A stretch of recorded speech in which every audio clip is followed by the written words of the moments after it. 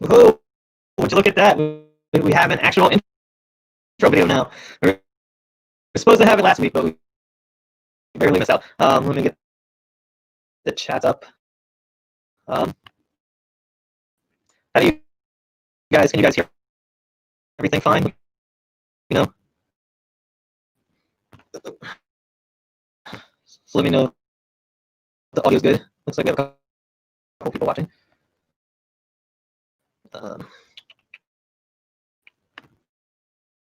I'm getting the intro piece set up, just make sure that's going good. But anyways, how's everybody doing? Good. All right, so I didn't get a chance to properly introduce the show last time. We had audio issues in the beginning. I'm roboting. All right.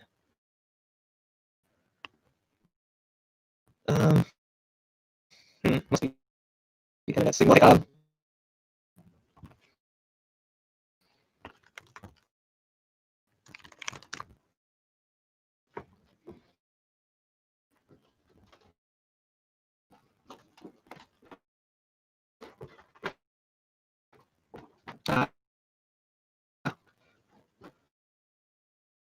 Okay, apparently it's roboting on YouTube, but okay, we're lagging on YouTube.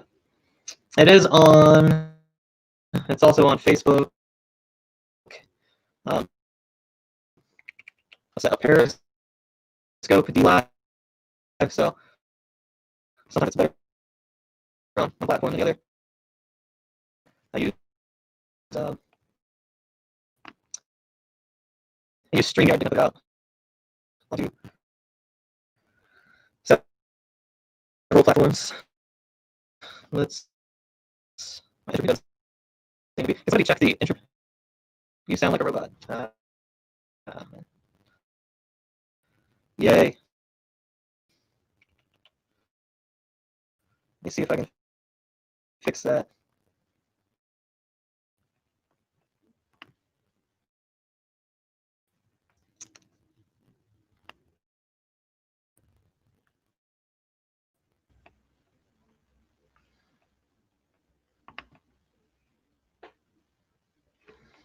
Jeez, my sound was messed up last time. Is that any better, guys?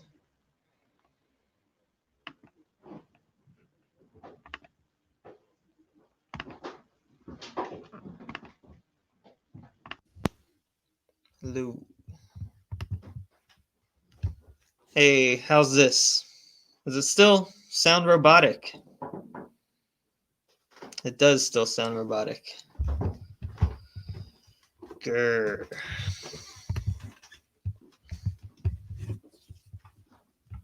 Hang tight. I think it is. Oh, it's good now. Are you sure? All right. All right, cool.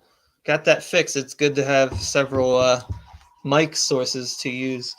So anyways, I didn't get a chance to, well, you know, since we had that, let's just bring Endeavour on while we're still good.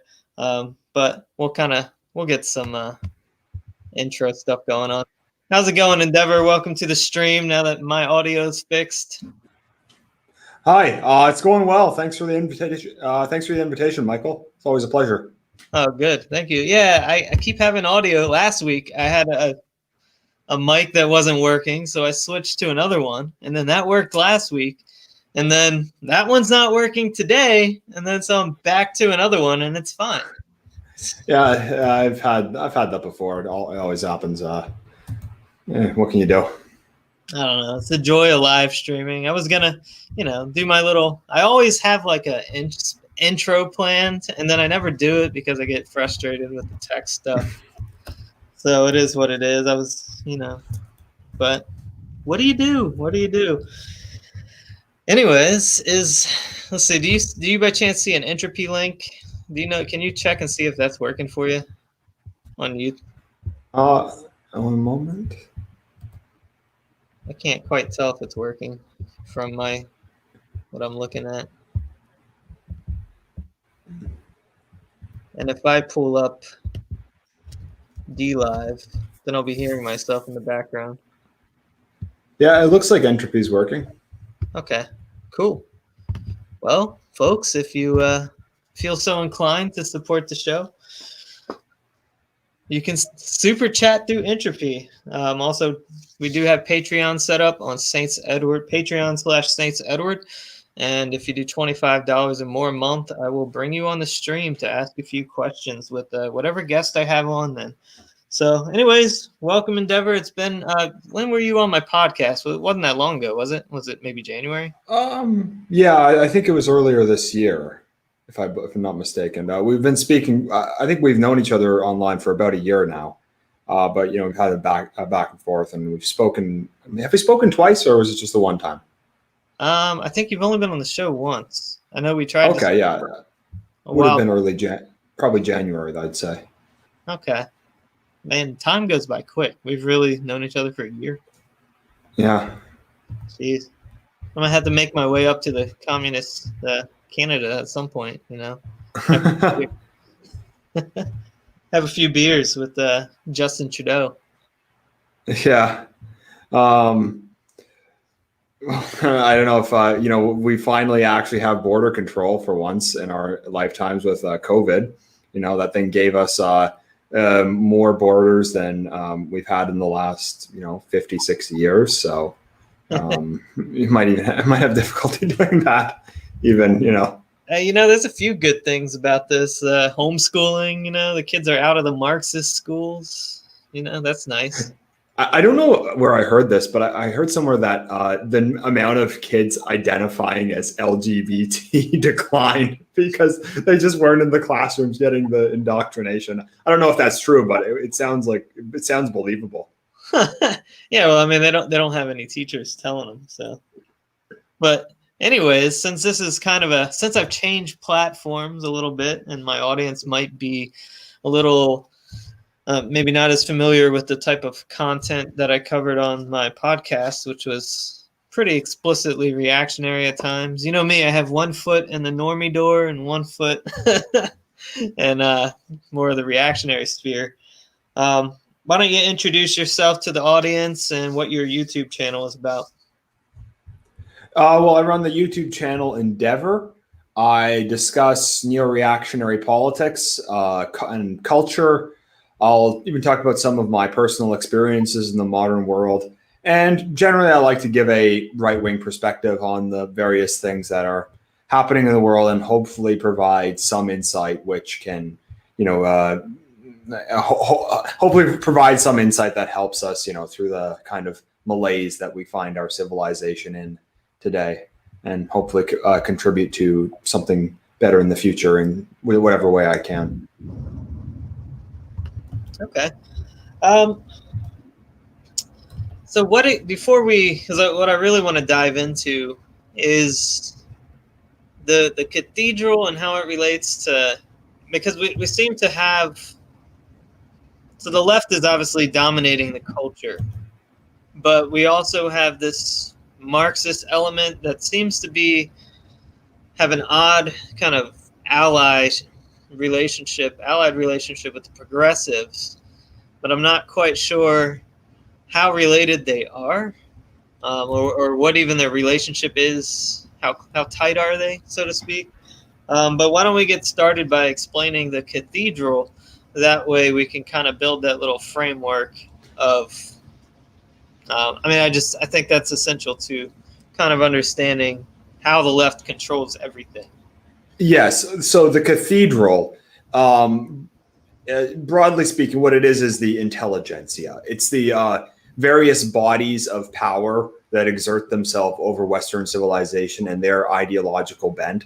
So, for instance, this includes the media, the education system, corporations, the government, entertainment, and just the various bodies which have power over people's lives, and the consensus that they form.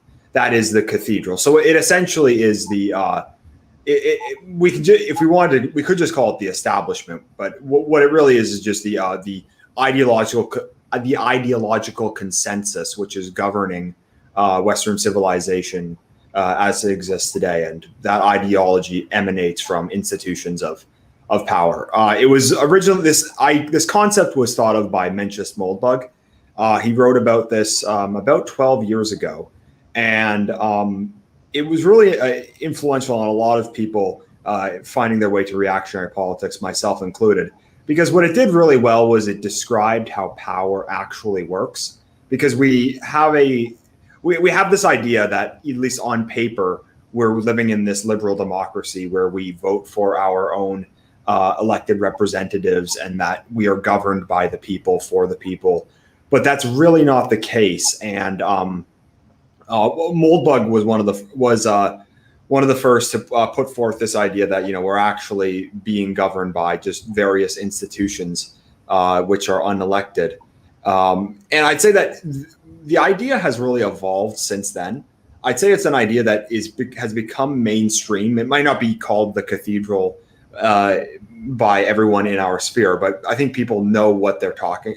They know that this entity exists, and I think these days I think it's just out in the open. Everyone knows how much control the media actually has. Everyone knows how much control woke capital has, these corporations and the academy, and really how little control our elected officials actually have, and that meaning how little control the voter actually has over the direction of the supposed liberal democratic society. So the Cathedral, it is the governing body of Western society today. Okay. It's kind of an impromptu question. How has the nature of it always been the same, or has it kind of evolved into what it is now? That's hard to say, because it depends. Because I actually kind of disagree with some of Moldbug's assertions that he believes that it's kind of a historical force that kind of just pushes a society in a leftward direction. I mean, that is observable over the last few centuries for sure. But what I would say is that what we are living under today is something that has developed over time. The current zeitgeist that we're living under, I'd say, it certainly has its foundations in the post-war era. So that way is kind of a new turning point. There was a certain turning point that happened there. And that was kind of the origins of what I see as kind of the liberal egalitarian globalist zeitgeist that we have today. And it kind of built up more and more power over time. So I think it always has had funding ever since that turning point. It's always had massive amounts of funding, a lot of organization. But I do feel like it's kind of gotten its fingers into more pies. I don't think that several decades ago you'd have these corporations openly endorsing rioters in the street. I don't think we saw that in 1968 when there was all these riots in the United States. There was, I don't think, I don't know, I don't think that Ford was, posting an ad in the newspaper saying how great it was that these guys were burning down these shops in downtown Detroit or wherever it was. But it does seem that it's kind of just gaining more control, more and more control over the last few decades. And I think what you're seeing today is kind of it finally gaining absolute control. I'd say that 2020 has been a real big turning point for that they're kind of washing away all semblances of opposition. That's kind of what I've seen the last few months as the whole George Floyd thing, which I think is astroturfed. It does seem like it's a big power grab. So I'd say it's just grabbing more and more power. Do you think it's, I've heard some people kind of say this is a last grasp, but you think it's actual, do you think Trump was actually kind of successful, or is this the last gasp for them, or this is actually, or he is a complete failure and this is them solidifying that? I wouldn't say Trump is a complete failure. I'd say that he's a disappointment for sure. There was a lot more he could have done, even though everyone in the reactionary politics realizes that just having the president in office really doesn't mean all that much, but it does count for something. There's a lot more he could have done. However, I'd say that the real victory of Trump is that he was a meta-political victory.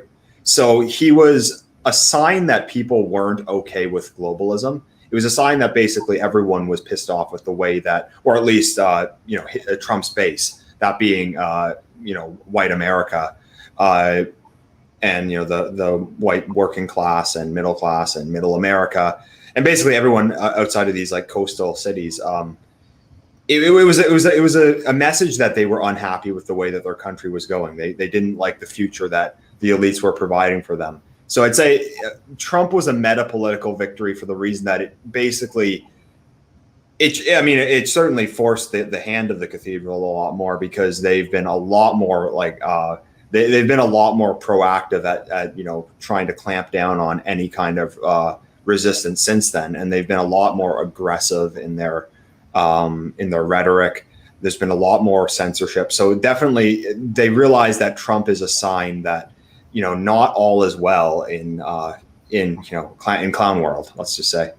Have they always been explicitly anti-Christian? I mean, because part of the reason I'm doing this show, honestly, I just want a country that I can, still be a traditionalist Christian in. And and I agree with Moldbug on quite a bit. I agree with NRX. Really, at the heart of it, I prefer monarchy. But all I really care about, I'm okay with a republic if I could actually, live the lifestyle that I want to live as a Christian, and not be punished for expressing my traditional views, especially on sexual ethiks. And that's all I really want. Have they always been this way? There's two questions to that. I think what a lot of the guys, all of the traditional Catholic guys will say that Protestantism was the start of this all. I myself am a Protestant. Are you a Protestant or a Catholic? No, I'm actually Orthodox. Oh yeah, I thought you're Orthodox. So it's your fault. It's your fault. Yeah, I think that the current zeitgeist has always been anti-Christian. For one of the reasons is that the people who make up a large portion of the elites, they themselves are not Christian, and historically have had a grievance against Christianity for several thousand years. But also, they view it as not only do they have this historical grievance against Christianity, it's not their religion. They have a different religion, but also in terms of like the secular battle, the Christianity gets in the way of global homo, because I think that what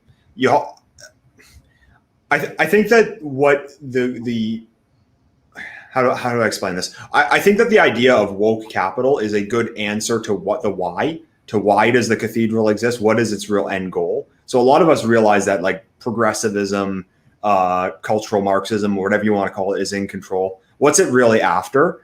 And I'd say that it's after kind of a more consumeristic society. So they're trying to turn people into consumers, and just trying to create this consumer class who's just satisfied with buying iPhones and watching Marvel movies for all time. And Christianity is a blockade to that. They realize that someone who lives a religious life is going to value things that are not material, and they would rather you just be this transgender Marvel fan who buys the newest iPhone and eats McDonald's cheeseburgers all day long, because that's basically just someone who lives for consumption. And that's one of the reasons that they've always been anti-religious. So yes, a traditional lifestyle is not, it doesn't yield as good of a consumer as an atheistic one does, which is why Christianity is certainly a blockade for woke capital. So there's two aspects. One, it gets in the way of consumption, and B, a large portion of the elites have a historical grievance against Christianity. So yes, they have always been anti-Christian as far as I can tell. Okay. Yeah, that makes sense. Orthodox Christianity at least is the antithesis, where we humility and suffering is a means to salvation, and so we actually embrace suffering whereas a consumeristic culture would be very self-fulfilling for everybody involved, honestly. So, but yeah, there's clearly a substantial, lately, more of a substantial Marxist movement in this country, and our institutions seem to support it, which is kind of, you it's kind of, I guess it would be shocking to some people who would say, well, hey, here's these capitalists. Why are they supporting this Marxism stuff? Um, but I was under the impression that our elites have traditionally been progressive. So what is the difference between this new Marxism, kind of traditional progressivism, and why are the elites embracing it? Well, I don't really know if it is a new Marxism. I think that Marxism is actually the old kind of incarnation of this same ideology. Um, I think that what you can look at is a lot of these academics that support this stuff are self-identified Marxists. A lot of them are very influenced by this, and then you can draw a lot of parallels between Marxism and progressivism as it exists today. They both have this. They both have this oppressor-oppressed dialectic. They both have this understanding of man as this blank slate who can just be completely malleable by his environment and by institutions.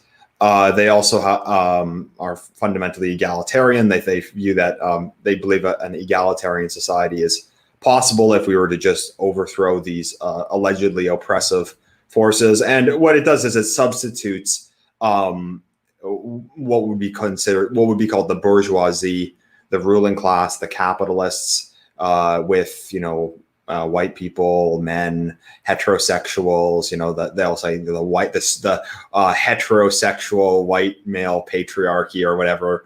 That kind of replaces the bourgeoisie oppressors, and then the oppressed, the proletariat, has been replaced by LGBT or black people or feminists or various identifiable victim groups that they have. So there is a lot of parallels to draw. And the other thing I will point out is that a lot of the Marxism and those who promoted it back about a century ago, a lot of them have a lot of similarities to the people who are promoting progressivism today. A lot of them are part of the same ethno-religious group. So there's those similarities. However, there is a lot of differences. I think that it's important for us not to think that the end goal of our enemies is recreating the Soviet Union, because that isn't really the end goal.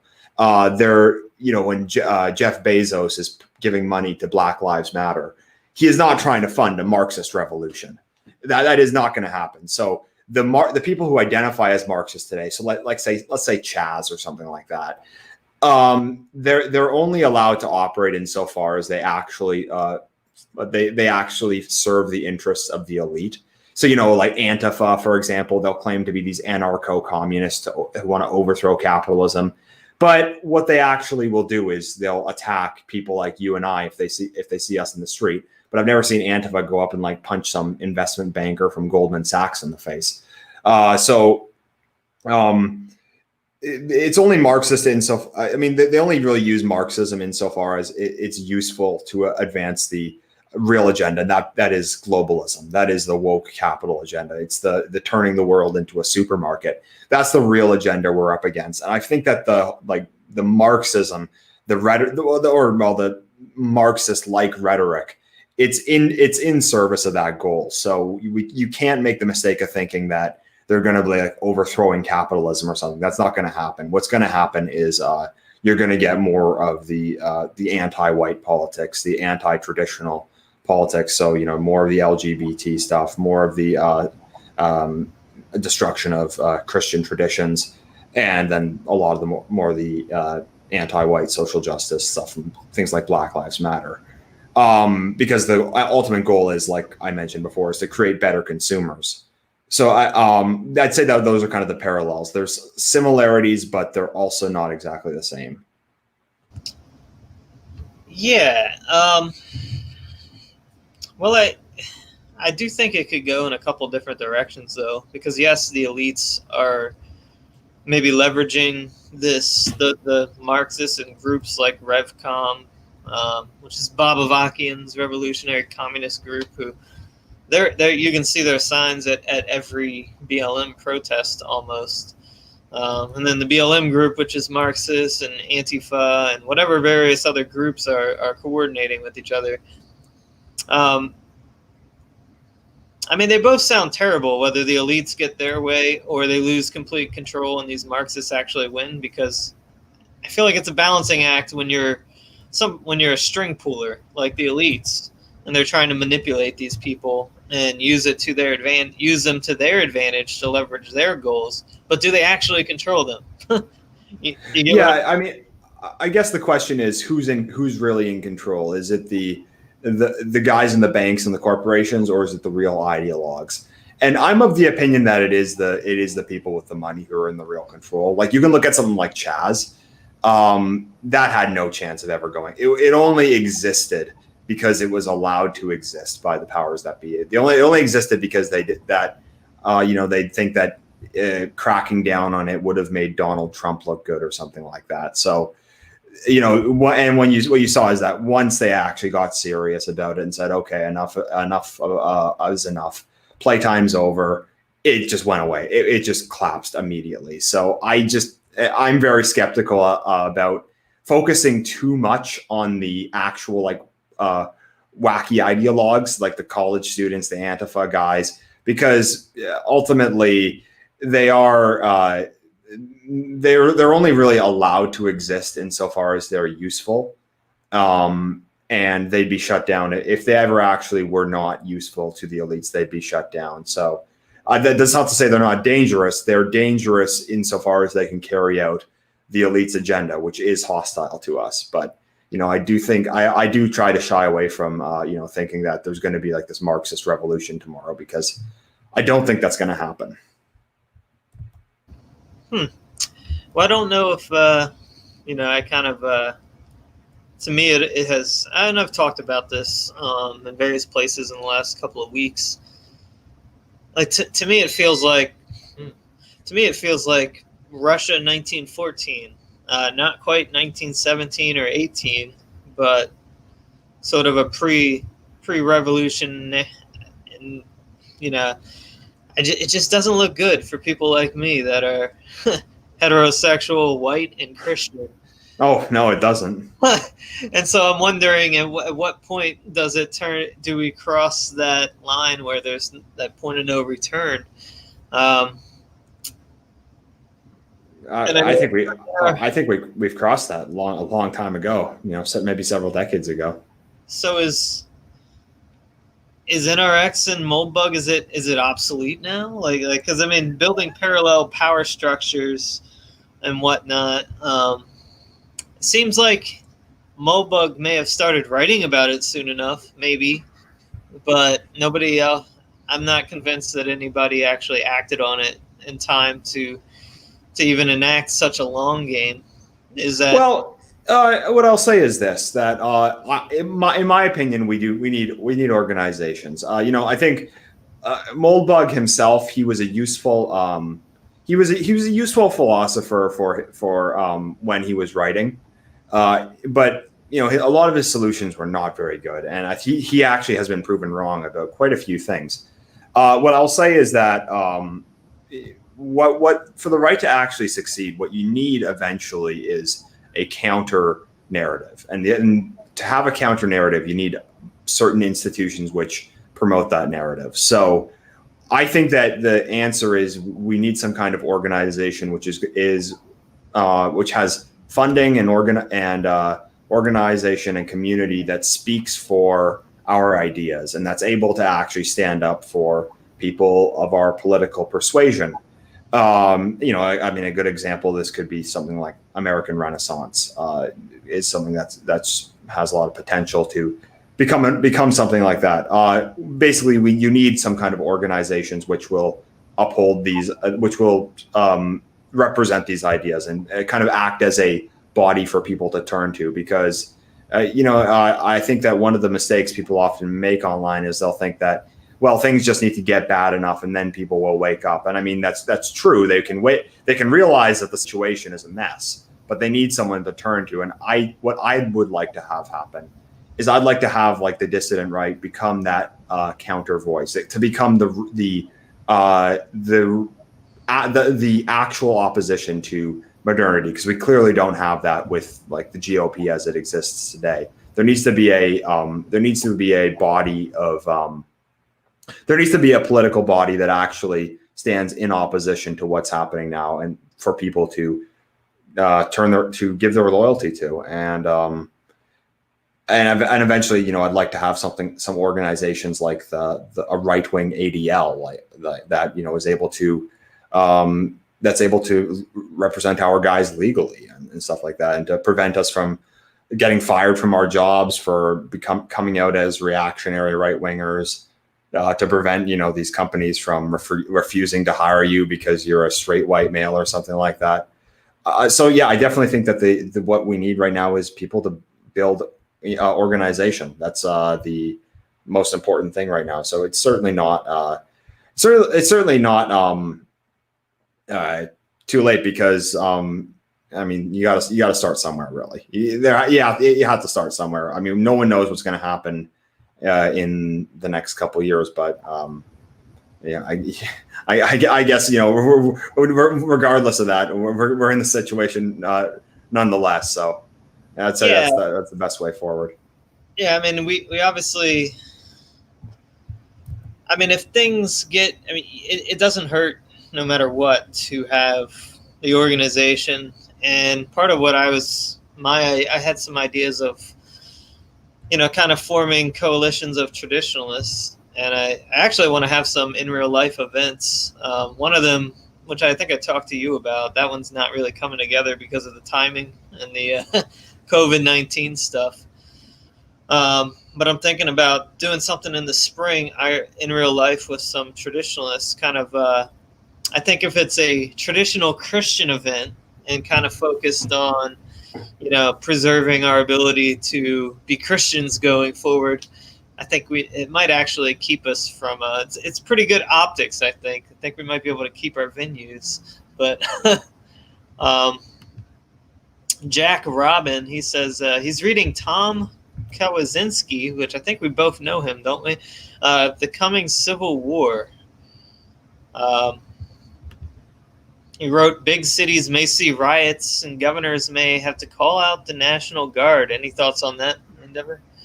Well, I don't think that there's going to be a civil war anytime soon, because like I mentioned before, people need like an oppositional entity to actually look to as an opposition to what's going on now. Because unless that happens, you know, you just basically have a bunch of disunited individuals, and I clearly you can't form any, you can't really fight a civil war with that, let alone actually threaten the powers that be. So that's what needs to happen before any kind of opposition can really form to the powers that be. I think that the dissident right needs to be more organized and actually build a lot of institutions of our own. Will governors have to start calling out the National Guard? You know, I think what's going to be interesting to see is how much are they going to allow before they just say enough is enough. Because, you know, these people are certainly not conservative in any way. They're certainly not on our side. But at the same time, they still have a lot of rich people who have a lot of very valuable property, and they're not going to just want that to get destroyed. So eventually they're going to have to just say no to the mob, which is basically asking for everything. And I do think that's probably going to play out in the way that I mentioned earlier, that you know, they'll allow the hoodlums, they'll allow, you know, the rioters on the street to act as long as as long as their hands remain on the as long as their hands remain the ones, you know, controlling the situation. So I mean, I don't know exactly how much they will allow, but I have to think that eventually they'll have to say enough is enough for some of these, because they can't just allow their cities to get burnt down like that. But what you see, it's really just quite surreal, you know, seeing all these mayors and governors side with people that are like wantonly breaking the law, like the mayor of Minneapolis telling the police to stand down while several of the blocks in his city are being burnt down. It's unbelievable. But I think eventually, though, they do have to put their foot down, because, you know, it's not us who is in control. It's not the right wing who is in control. The people in control right now are the elites, and they're only allowing this to happen insofar as it serves their own agenda. But they are the ones in control, and we'll have to maintain some semblance of order, I would imagine. Yeah. Did you by chance see that Millie Weaver thing? Her documentary? I didn't actually. What was that?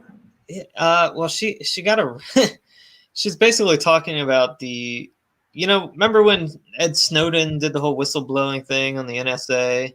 And yes. So Congress passed some law basically making that stuff illegal.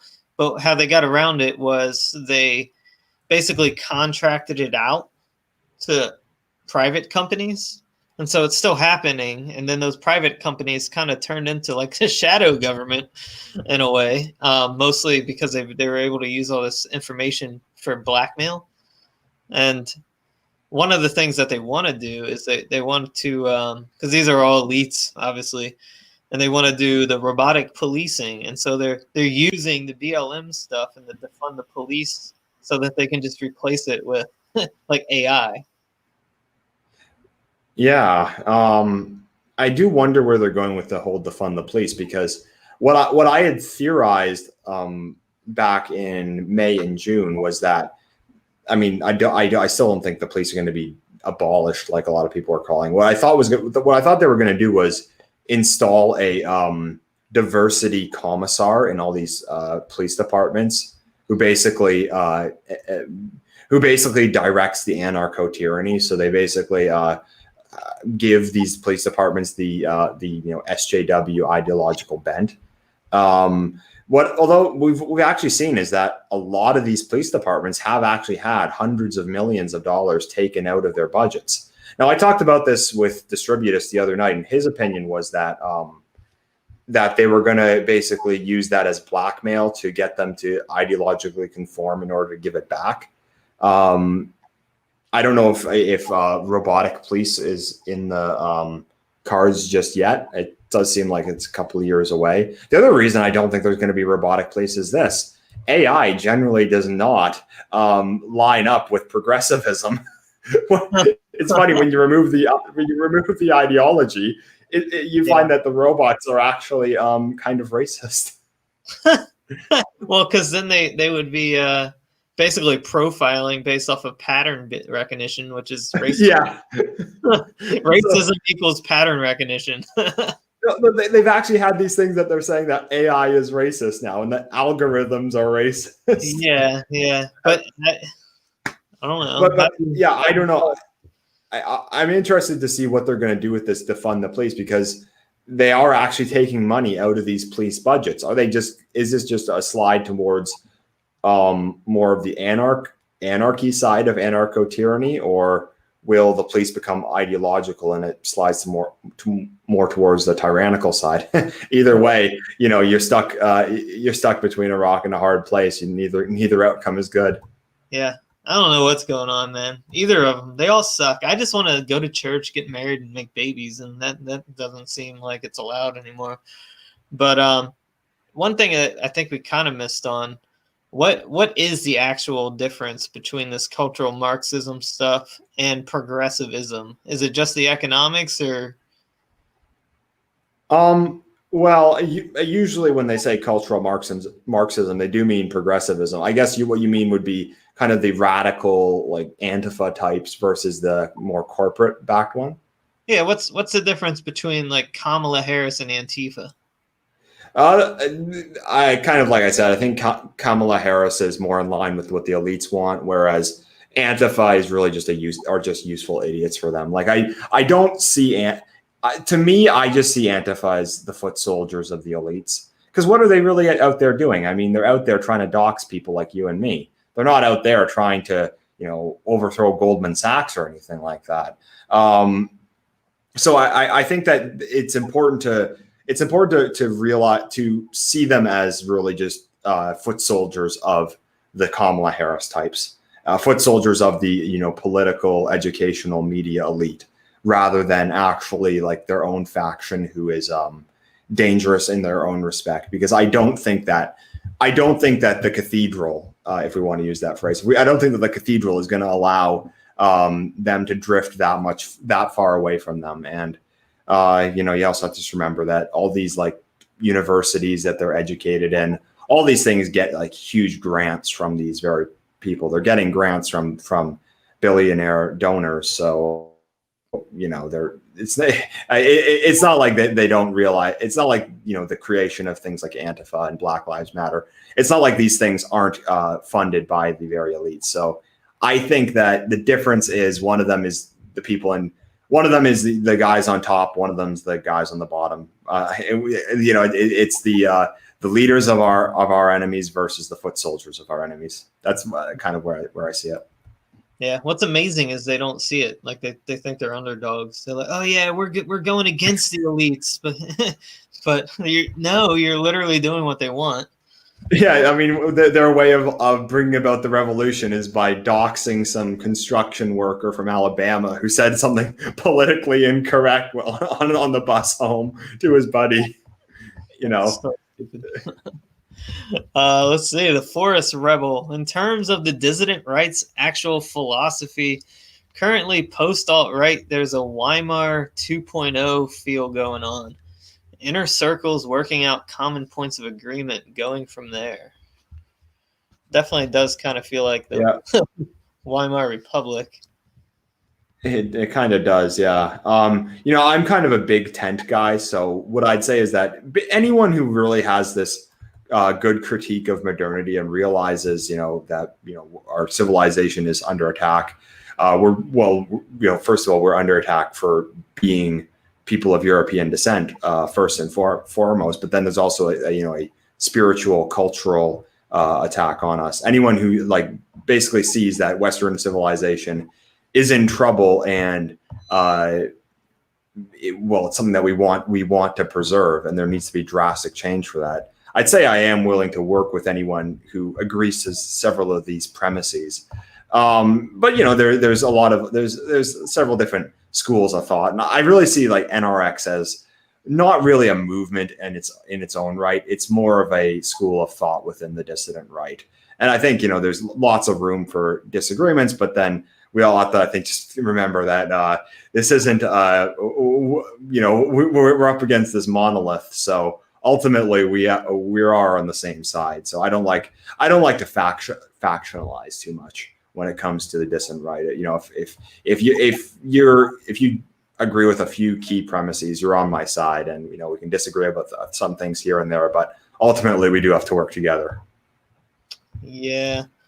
Let's see. Eugen, Eugen's a good ortho bro. You ought to get to know him, Endeavour. Become orthodox, Eugen will say. But one of the biggest problems of the right is that our propaganda wing should be propping up pressure groups.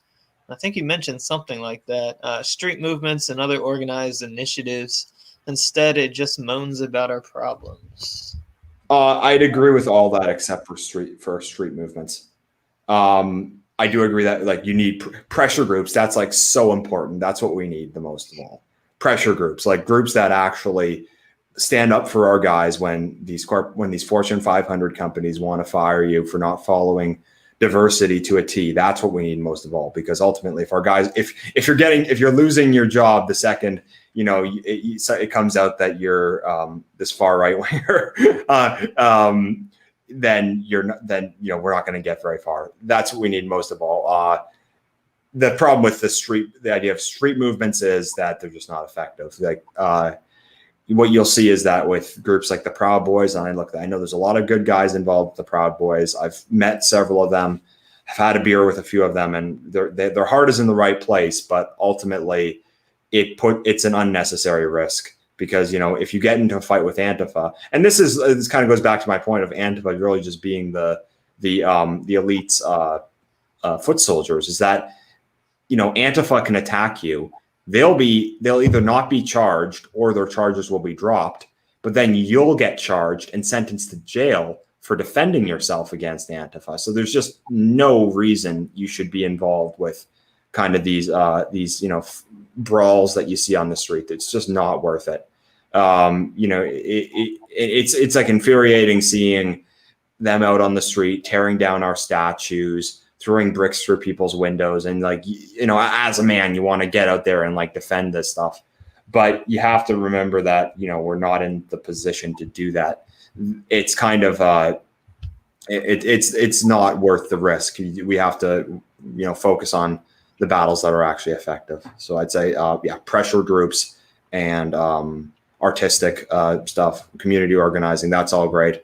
But avoid the fights in the street with Antifa. It's not worth it. Yeah, I mean, part of the problem, we don't have enough media that will actually give because just like what happened in Charlottesville, you had a couple of plants show up with freshly minted Nazi flags, and that's all they needed was to take a picture of one dude with a Nazi flag, and the whole thing's a Nazi rally. So I mean, unless you have media that's gonna and even the alt media wasn't enough to, counter what the mainstream was doing. Yeah. So, we do need our own media eventually. You need a media that's able to that's able to propagate our ideas the same way that the mainstream media is able to promote progressivism. Now, I don't think we're ever going to get that big. I mean, that's just, they have all the money in the world. But I do think that there is actually some cause for hope, because what you see what you saw this last week, there was the awful story of the murder of Ken and Hinnant.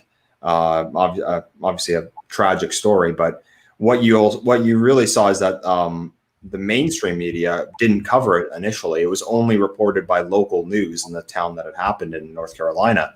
But then our guys picked up on it. They shared it around social media, and it eventually kind of worked its way up. So at first it was all like the dissident right sharing it. Then it got to Conservative Inc. They started sharing it. Then it got on Tucker Carlson.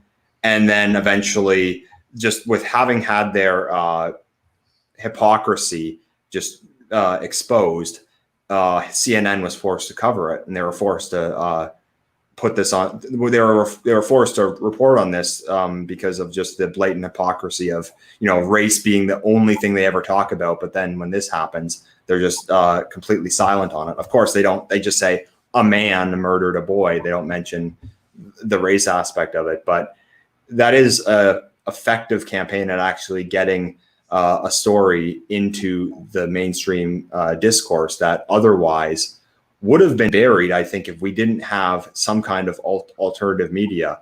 And and then also the other successful thing is that there was a successful GoFundMe campaign that hopefully will help that family through the horrible times they're going through. But they were able to raise, they're only asking for $5,000, but they were able to raise $200,000 in the past week for this family. And I myself donated to this campaign. And, I think a lot of that is owed to having kind of the dissident right, having the followings to share this story and get it into certain people's timelines, and then it kind of just working its way up. So it's not completely hopeless. There are positive signs of things going in our direction in that sense, but we are obviously going to always be outgunned by the mainstream media. That's there's no doubt about that. But I do think we have gotten a lot more effective at getting our message out there. I mean, the biggest obstacle would be after that is censorship. My audience is very orthodox. So Cisco Disco Limited, on behalf of Michael's Disco Company, we ask Endeavour to please become Orthodox Christian. Will you? Well, what I'll say to that is I have a lot of respect for the Orthodox faith. I think that you have to make a spiritual conversion. I don't think you can just convert for your own political ideology, because then that's not real. That's not really converting. You don't actually believe that. You're just selecting whatever is most whatever is the most convenient for you. I would say any conversion should be an actual, real conversion. Yes, but I will say this, that I spent some time in Eastern Europe, and I must say that the Orthodox faith is absolutely beautiful, and it would be, I like the Cathedral, St. Isaac's Cathedral in St. Petersburg is just absolutely stunning. When I was there, I just sat and stared at it for about an hour on end, just in complete awe. And it is, and you definitely can see the faith of the people who built that. And what I will say is that I am interested in reading on the Orthodox faith. I'd like to learn about it, but I'm not going to say that I'm going to convert, because that can only happen. That can only happen naturally. You can only actually make that conversion in your heart. You can't just like say I'm converting for ideological reasons. So I guess the answer to that would be I'm not, never say never. I'll see where my journey with Christ goes, but I am interested in reading about it though. But and I'll see where I feel my faith leads me. Yeah, so there's a good. That's a very fair answer. I'll leave it open-ended like that. Some of these folks can be pretty zealous, but it definitely requires some research and some actual looking into. But there's a good channel, Church of the Eternal Logos on YouTube. He's pretty good, and but he gets into like the church fathers and some of the theology stuff. So it's a pretty good place to start if you're interested. I'll check that out, definitely. Eugen, Endeavour, you said you aren't the biggest fan of street movements, or at least you don't believe they are effective. What do you think about paramilitaries? Even less effective, because that just gives them the go ahead to, either throw you in jail for life or just kill you, really. I mean, if you're forming a paramilitary, look, guys, there isn't going to be, I'm sorry, but you really got to stop reading Kurt Doolittle. I mean, the guy was chased from the internet for a reason. Yeah, reality doesn't work like that. I'm sorry. We have to have real, legitimate organizations that are able to advocate our ideas peacefully, legally, and in an ordered manner that people are actually going to look toward. I don't know what's going to happen in the future. I don't know if we're facing down a future of violence. I think that a peaceful solution is possible if the elites actually were interested in pursuing that. But I do have my doubts about that. It's very possible that could be that there could be violence in the future. That is a very real possibility. However, we're not in that context right now. So the idea that, you should be forming paramilitaries is completely ludicrous to me. I think that's the absolute worst thing you can do, because first of all, it's not effective. And secondly, it gives the cathedral the moral it gives them all the moral justification they need to crack down on you in the most ruthless way possible. So if you want to do, I definitely recommend you own a firearm for sportsmanship. I definitely, and self-defense. I definitely recommend you get into things like camping, and you can do this with buddies and stuff like that. I totally am in favor of that, but you can't give off the idea that you're an armed resistance against the government, because that's just not going to work. So that's my answer to that. Yeah. Sisco Disco Limited. This is actually kind of interesting. Notice his picture is an otter. That is because I am the czar of the Ottoman Empire. But oh, come on. But in order to make mobilization more easy, we should start building communes, especially religious ones. If we could center these communes in the U.S. Northwest, then it would be particularly effective. I kind of so I don't think maybe communes per se, but it's an interesting idea to build you mentioned Doolittle, and Doolittle, has his flaws, but he does understand critical mass. Um, and there doesn't seem to be,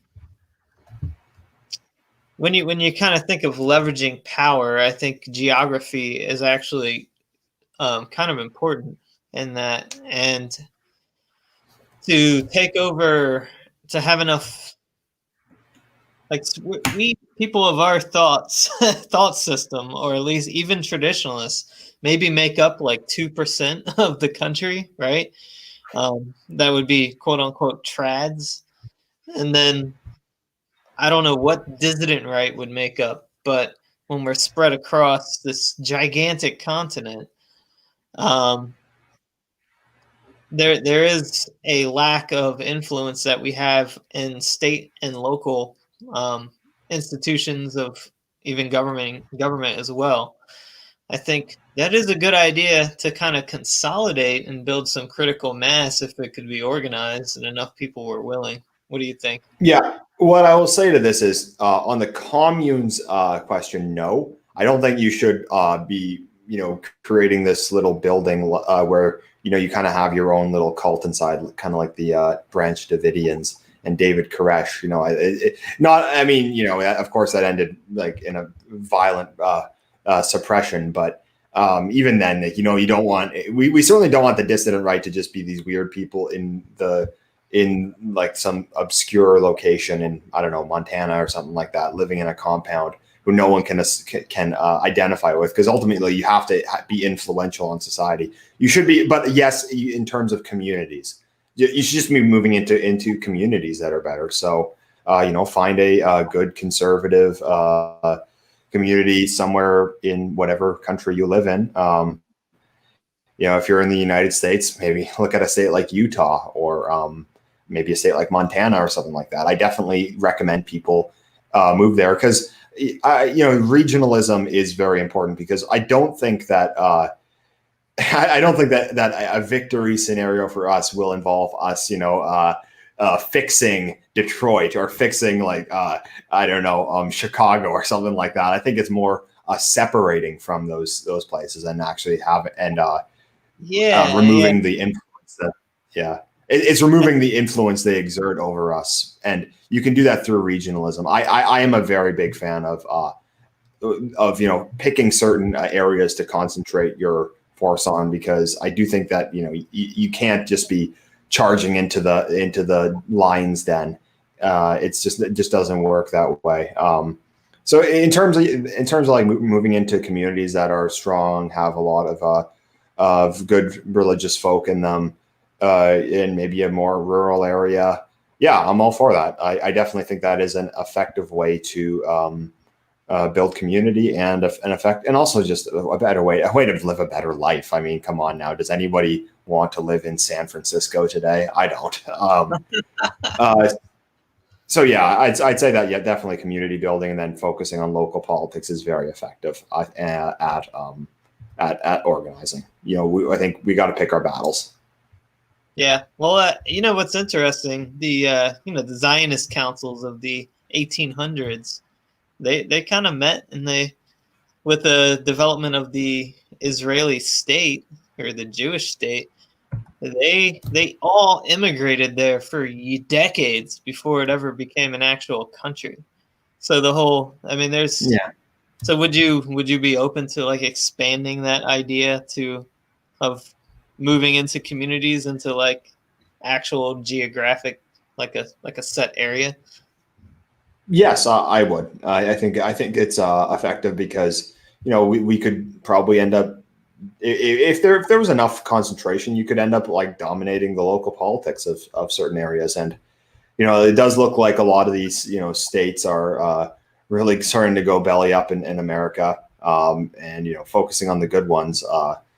There definitely is, but there's definitely potential there, I think, because our guys aren't going to be us in North America. I mean, someone asked me in the chat, am I Canadian? Yes, I'm Canadian. Our guys aren't going to be the majority in North America for very long. In fact, I argue we probably aren't even the majority now, because a lot of white people are on the left, So I think it's focusing on the areas that you can win. I definitely am a proponent of that strategy. I know he asked, Eugen asked, what do you think of the Wexit idea in Canada? And then combining that with our Northwest regionalism for Americans. I agree with the Wexit movement. I do think that it's. I have the same opinion. I do think that separation is the only way for us to actually win. I think that's the way forward. I'm not trying to fix Toronto or Vancouver or Montreal. I'm trying to find a way that we can separate from them and to not be ruled by them. I think that if the Wexit movement was to succeed, I don't think it would be our guys like breaking away this part of the country because this is like huge resources. It would have to be something that was in the control of Globo Homo for that to even be allowed to happen by them, at least under the current paradigm. But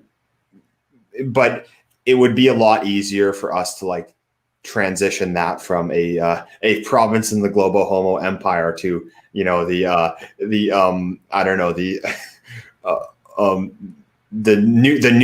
new dominion of British North America or something like that. I don't know, whatever we'd call our Anglo-Canadian ethno state in Alberta in the future. It'd be a lot easier for us to turn like just Alberta into that than the rest of the country if we weren't having the problem of having Vancouver and Toronto making legislation for it. I'm definitely open to all these ideas, but I don't think that we're just going to have like them vote for separation and then all of a sudden we have based traditionalist Anglo-Canadian ethno state in Alberta. I think a lot would have to happen before that. Like ultimately, and this is the same for everywhere. I don't think that a state in the United States is just going to break away and become this like trad utopia, because the powers that be aren't going to allow that to happen. Ultimately,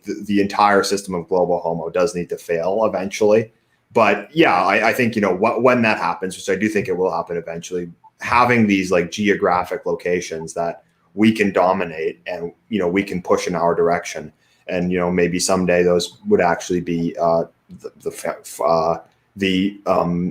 foundations of a new country. Who knows? There's no way of telling what could happen in the future. Yeah, I definitely am interested in that. It is the long game that we are talking about here. Yeah.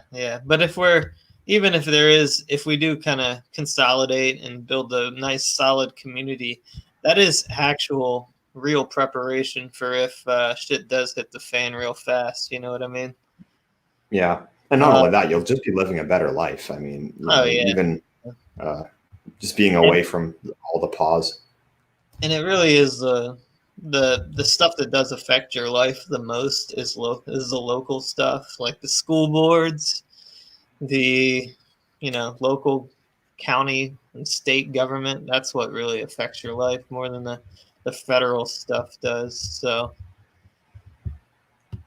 hey, somebody has a topic for you for one of your videos. Hey, Endeavour, check out Wrath of Non's entire Twitter thread of traditional urbanism that he pinned on the top of his page. You should make a video on that topic.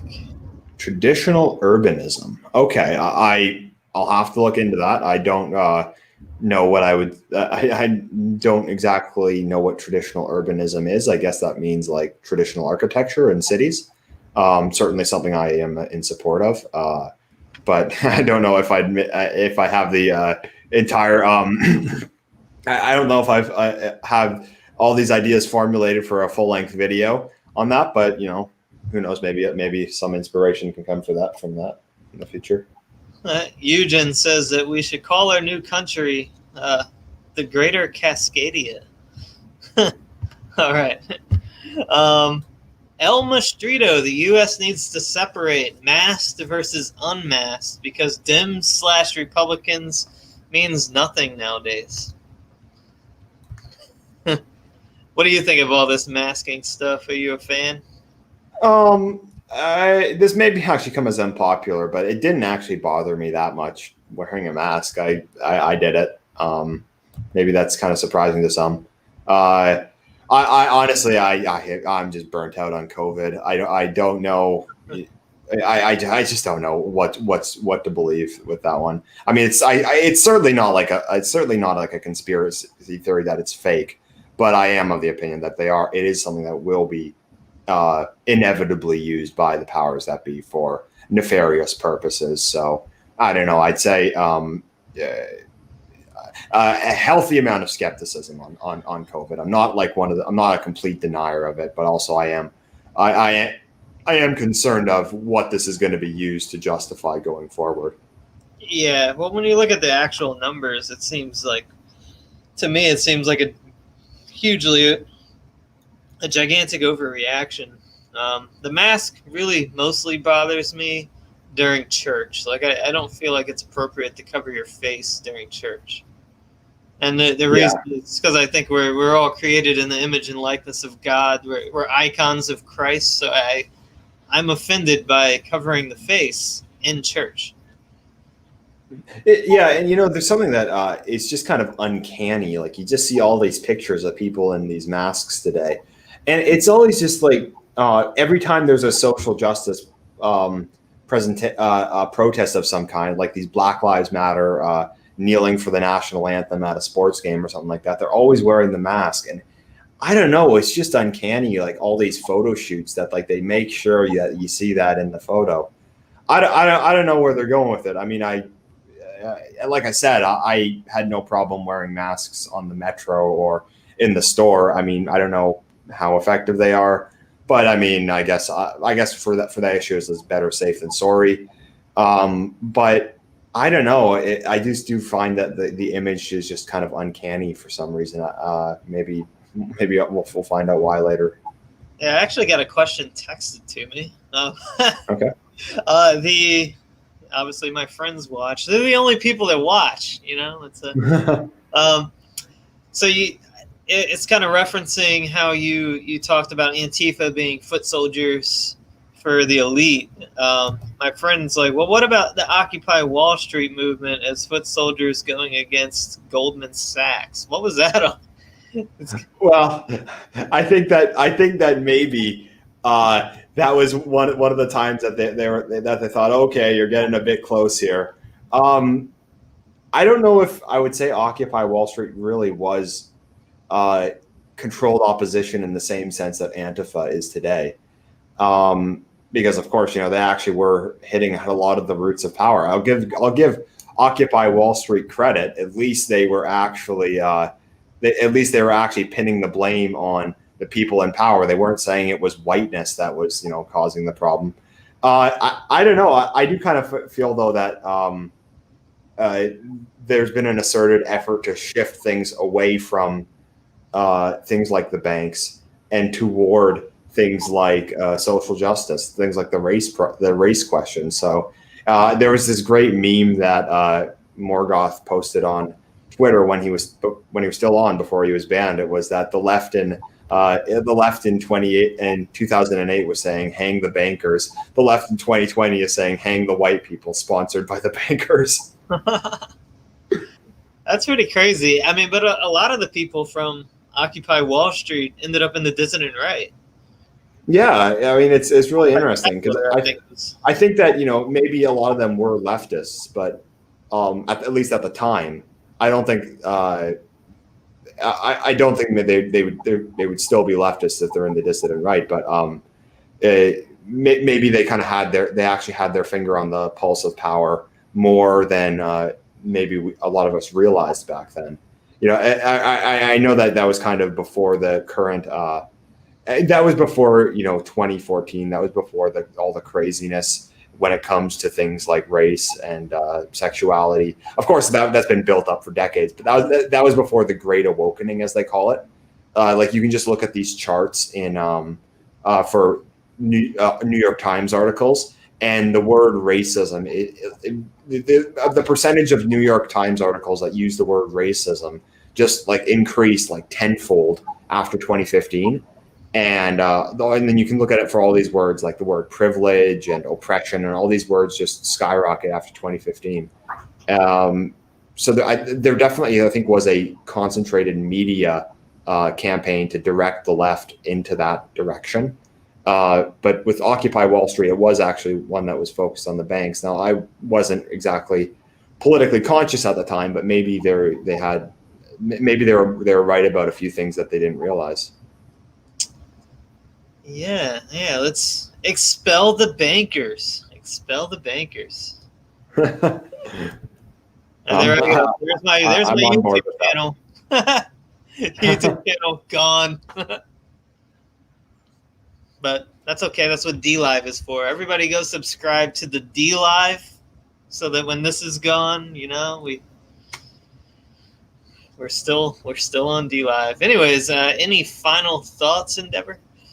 No, I'd say good live stream, interesting conversation, and I think we hammered out quite a few things here. If there's any last questions, anyone in the chat, or if you'd like to ask me, feel free. Let's see. There's a few more things. More stuff about right-wing strongholds. The East German states are an example of this. AfD has 12% support across the whole of Germany, but in the states of former GDR, they have 20+%. And as a result, the biggest street movements and protest groups in Western Europe. I just think about, which, I mean, that's interesting, because the street protest is kind of a victory dance. So I mean, I do think sometimes as reactionaries we do kind of get a little legalistic with the right-wing activism, passivism stuff. Yeah, I mean, I certainly don't support passivism. I certainly support, fighting the fight. It's just, you got to realize where that really takes place. And I don't think it's on the streets. I don't think it's, us fighting, getting into fistfights with Antifa. I think there's much better uses of our time and effort. It's fun, though. It's fun. And every man, sees these guys on the street of his country, and it's just the most natural reaction in the world to just want to yank them off and, and show them who's boss. But unfortunately, the power dynamics don't exist that really make that possible for us to do. No, I usually go with the press pass, and I just cover whatever.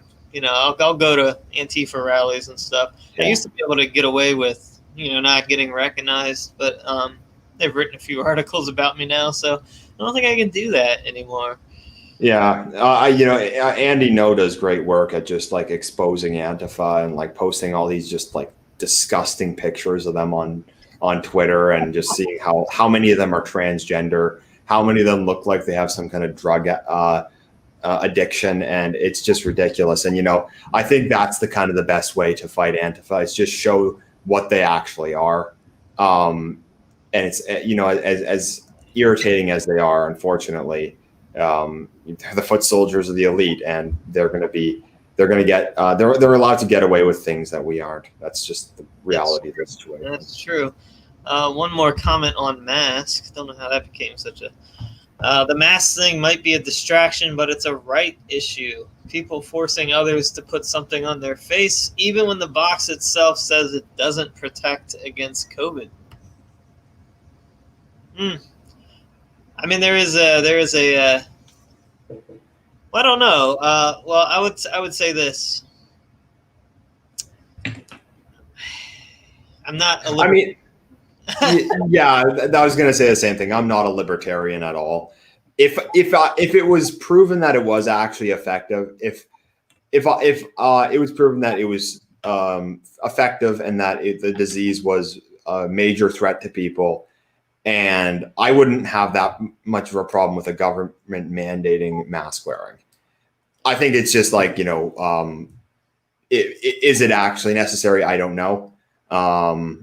like I said with the COVID thing, I'm completely like I think the big thing, I think, like just covering the face is a serious it is a serious thing, because that's like how we bond, and we make like immediate bonds by looking at somebody. yeah, you And know, I think it's turned into more of a, like, if you look at the people that are so freaky about the mask, they tend to be leftists. yeah, like I said earlier, it's just uncanny kind of the way that you just have to see those, like all these pictures of these like guys kneeling from the national anthem wearing the mask. I don't know. Um, in a theoretical situation, I do think a government has the right to enforce certain laws that protect the public health. But then, I think that the major question is, though, like they've done absolutely nothing about these protests with tens of thousands of people in them for months. Those are apparently not causing COVID at all. But then, going. You sitting at the park with your 8-year-old child, that's going to kill 1,000 people or something like that. So that's the one thing that really got me. It's just the hypocrisy. It's just how they so ashamed, shamelessly just shifted from saying that if you go for a walk with your dog for an extra 10 minutes, you're killing everyone. You're going to cause thousands of people to die. Than to just say that tens of thousands of people are allowed to rally together in public. That's what really just for me. I don't know. With the whole COVID issue, my stance is I have no idea. All I know is that the people that are in power are hostile to us, and whatever they do, it's not going to be good for us. Apparently, I was mispronouncing my own friend's name. I said Eugen. It's Eugen, like Oive Eugen. Never actually interacted outside of text. So, but he says, Robin Riley with 31,000 subscribers is becoming Orthodox. Endeavour will be our next e-celeb. #Endeavour doxy. I didn't know that she was converting. I hadn't heard that. That's interesting. Yeah, I mean, look, I don't want to say like I'm like I said earlier. You can only really convert spiritually. It's something that you can't do it for ideological reasons, and I'll just see where my journey takes me in that regard. They are insisting that I send you resources. Sure. If you have the time to read them, I will. So, all right, cool. Well, I think that's pretty much it, folks. Please like, subscribe on whatever platform you're watching. I would like to start getting some people over to DLive, because I don't think YouTube is gonna be a something that lasts that long. Who knows? Maybe it will. Maybe it will. If you're on Periscope, that's just stupid. So you should leave, because it's the worst quality out of all of them. Let's see. Oh, don't forget, visit saintsedwardmedia.com. Have you had a chance to check out my website yet, Endeavour? No, I haven't. So Saint Edward's Media. Okay, I'll definitely check it out. It's actually Saints. So there's an S at the end there. I know it's confusing. Oh, Saints. But yeah, it's good. Mostly it's news and opinion from a traditionalist slant. So that's kind of, I felt like there was a niche there that we don't really have. Maybe church militant, but that's like explicitly Catholic. So this is more geared towards both Orthodox, maybe some traditionalist Protestants and Catholics. So good place for us. And of course, I'm getting called Czar Michael on the chats. So that's always fun. It says God save the Tsar. I don't even know how to say that, and I study a little bit of Russian, but I'm not very good at it yet. So, but yeah, on that note, well, thank you all for watching. Thanks for coming on, Endeavour. Hopefully we can get you back on at some point. It's always a pleasure. And God bless everyone. All right.